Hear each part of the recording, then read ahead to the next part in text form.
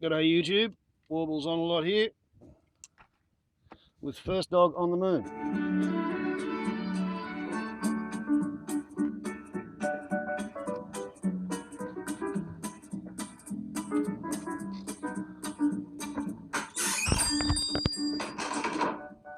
Good morning, sir. How can I help you? Oh, I'm looking for a present, actually. It's for my wife. Special occasion, sir? An anniversary? It's her birthday, so, I'm after something a bit different. Does she like fossil fuels, sir? I'm sorry? Fossil fuels. Does she like them? Petrol, liquid, gas, coal, that sort of thing. Does she like those? Well, I suppose I never thought about it, really. I mean, she uses electricity all the time. Oh, marvellous. Look, I have just the thing here. Step this way, sir. What on earth is that? It's an open-cut coal mine, sir. The latest model. For the woman who has everything.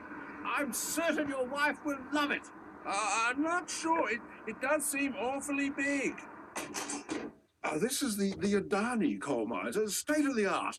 It will be larger than 7 Sydney harbours. Burning the coal from this mine will output more greenhouse gases than the entire nation of New Zealand.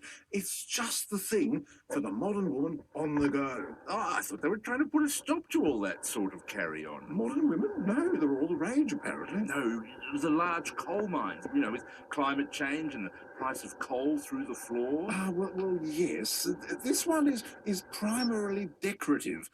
It'll still produce enough coal to keep ships coming and going and in and out of the Great Barrier Reef.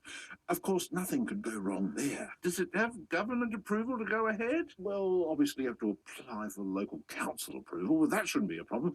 It has plenty of on-site parking, and it's a big hole, so it's not like you'll be ruining anyone's privacy by peering over the fence.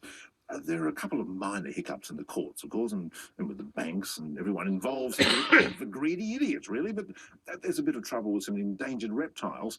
But the National Party won't be around forever. Anyway, it comes with its own team of legal people built right in, an official certification from the federal government that coal is good for humanity. Will it create many jobs? Oh, absolutely, sir. 10,000 at least. Oh, it says here on the box it'll only create 1,464 jobs. Yes, well, that's just what it says on the box. What it will actually do is create 10,000 jobs. You can take my word for it. All right. Does it have a removable crumb tray, and can it do crumpets? It can do 18 million crumpets at a time, and a digital crumb tray can be remotely operated. Ooh. Does it come in any other colours? Certainly, sir. Obviously, this is just the demonstration model. It comes in a range of fashionable hues. Let me use that vigilante green, massive hole in the ground brown, white elephant, and also purple. Oh. Well, look, she did like the second-hand Japanese nuclear power plant I got her at Christmas. You're generous to a fault, sir. Well, I'm just not sure, though. Do you have anything else? Oh, I know. Do you have any of those wind farms people are talking about? They seem to be all the rage these days. I'm sorry, we're not allowed to sell those anymore, sir. Hazardous to people's health. Between all the infrasound, the blade glint, shadow flicker, and exploding bats, the recent Senate inquiry has put the kibosh on the whole thing. Oh, that's an idea. Do you have any Senate inquiries? I'm sure she'd love an in-depth bipartisan parliamentary analysis. Sorry, we're all out, sir. Can I interest you in a second-hand royal commission, perhaps? We have one here. It doesn't run particularly well. It was quite expensive to set up, and it steers rather hard to the right. It tried to run over its last owners, and now they're looking to get rid of it as quick as possible. Oh, does it have a bag? No, it's a Dyson, sir. It just sucks.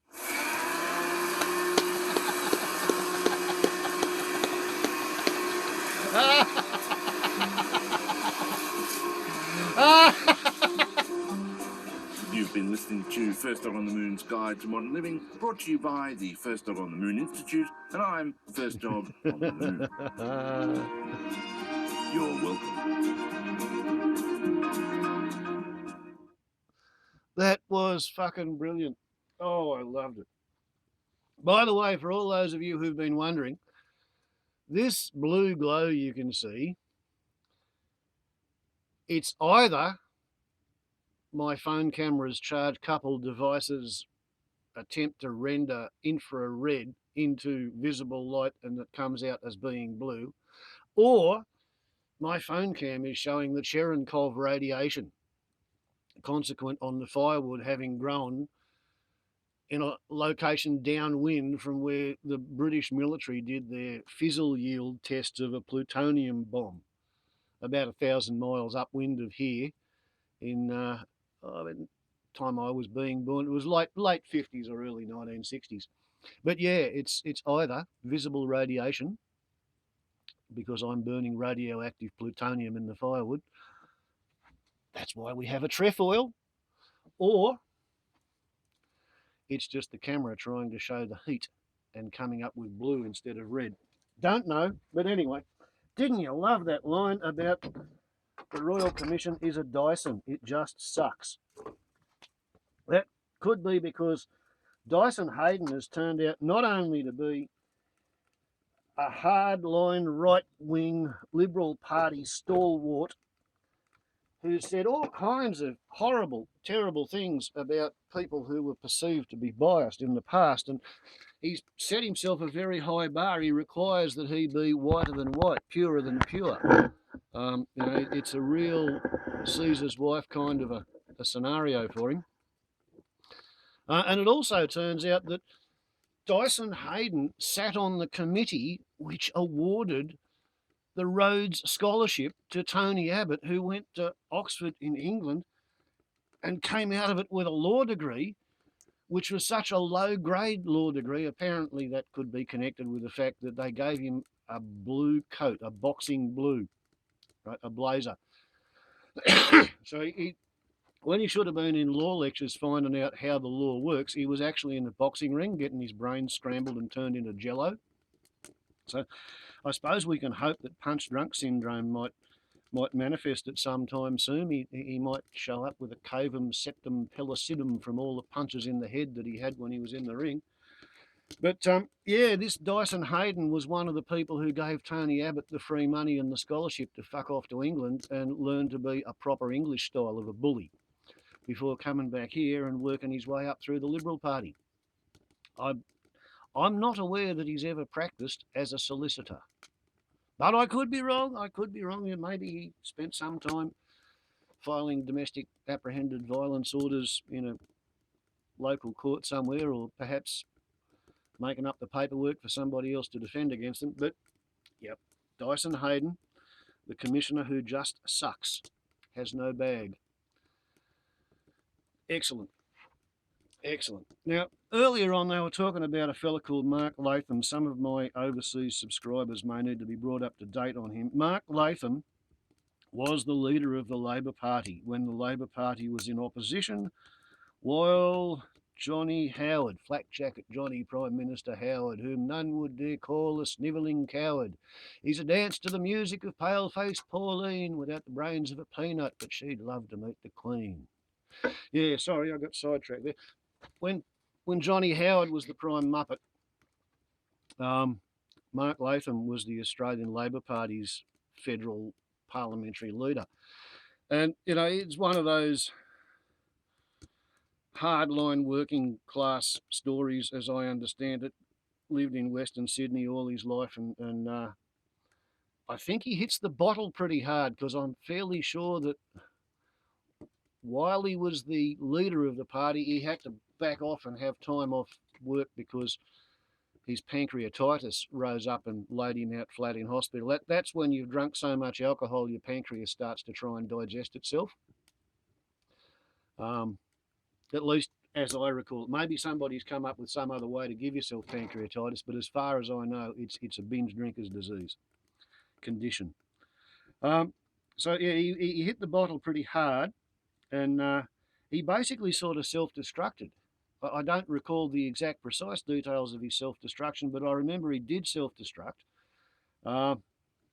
He didn't like it. He went off and then re-emerged as a journalist working for the Financial Review, which is a kind of a right-wing paper. He's been castigated deeply because he put up a Twitter account calling itself The Real Mark Latham. And onto that, he said all of the things that he really thought. And as a cover, he used one of the most convincing ways to tell a lie. There's only two ways to tell a lie successfully. One is to tell the exact truth, the whole truth, everything including the truth, and tell it in such a way that nobody believes it. That's what he did. Nobody could believe that this corrosive crap spewing forth on the Twitter account was actually coming from him. Not until they noticed that a couple of months after he said something on the Twitter account, he then repeated it in his Financial Review column. And apparently this joke went on for a couple of years with the cognoscienti, which is an Italian word meaning those in the know. They were watching this happen, and eventually, finally, somebody blew the whistle on him. And yeah, he said he would no longer be writing for the Financial Review. Now, here's another thing. Mark Latham has a great deal of energy invested in his homegrown, suburban, working class man image, right? And there's nothing wrong with being a man, and he really gets the shits at the feminists, and he hoes into the feminists because they attack the idea that masculinity is good, right? And Mark Latham is a survivor of testicular cancer, and he only has one ball, and it was considered miraculous when his wife got pregnant at all, right? So he takes the entire feminist attack on masculinity as a personal slight and an insult, you know, kind of like that old English song about the German leadership, you know.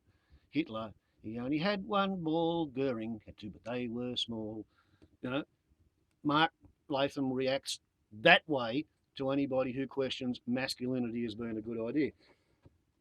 So he paints himself up as being a dickhead with a chip on both shoulders, so he's equally prejudiced against money and women. It's a bit sad, really, because some of the things that he said are absolutely correct. He's been savaged viciously in the press because he dared to say that the Australian of the Year, Rosemary Batty, he said something like, she said that he was a woman hater, and he said, yeah, well, coming from you and your celebrated judgment of men, I'll take that as a compliment. What he was getting at is that Rosemary Batty has been made Australian of the Year, and she's now sounding off on domestic violence policy as if she were an expert on domestic violence per se, when her only qualification is that she thought some crazy man who was going crazier was a good idea to marry and have kids with, and then he, after they split up, he was in treatment, not taking his tablets, whatever it was. He came to a cricket match where she was there, her son was there, and in a conversation with the son, he beat the son to death with a cricket bat in public, right? She thought that bloke was a good husband material sort of a man. So that's what Latham was saying. Rosemary Batty has zero qualification to speak on domestic violence. She only knows how to marry a murderous madman. That's all she knows about. She doesn't know how to make a success of marriage. She doesn't know what normal men are like. She doesn't know what normal women are like. Rosemary Batty has illuminated tunnel vision of how to make a fucking messier marriage. And Mark Latham doesn't know how to say that. Right? Or he hasn't got the guts to say that because, you know, like there he is with his wife going off to work as a lawyer to support him being a house husband, looking after the 8-year-old daughter and doing all. He's not quite prepared to stand up there and rub Rosie Batty's face in the dirt the way it really needs to. She needs to be kicked up the arse and told to shut up and, you know, sit down and think about all the mistakes you've made in your life that led you to be in that position. Don't blame it all on the male half of humanity. Don't blame it all on the legal system. Start looking in a mirror, Rosie Batty. Why did you live your life that way? Why did you think that was a good bloke to have kids to? How did you come to that conclusion, dearie? So, I expect I'll get some feminazi flack for saying that myself. But, you know, life's like that. The idea of these Sunday morning rants is that I say whatever the outsiders and the first Moondog provokes me into saying. And yeah, well, Tony Abbott's going off to talk to the blackfellas about what they might like to have said about him in his constitutional referendum that about half the Liberal Party doesn't want to have. So that should be a bit of an interesting thing. Anyway, we approach the upload limit. So I guess warbles on a lot to YouTube. Ciao.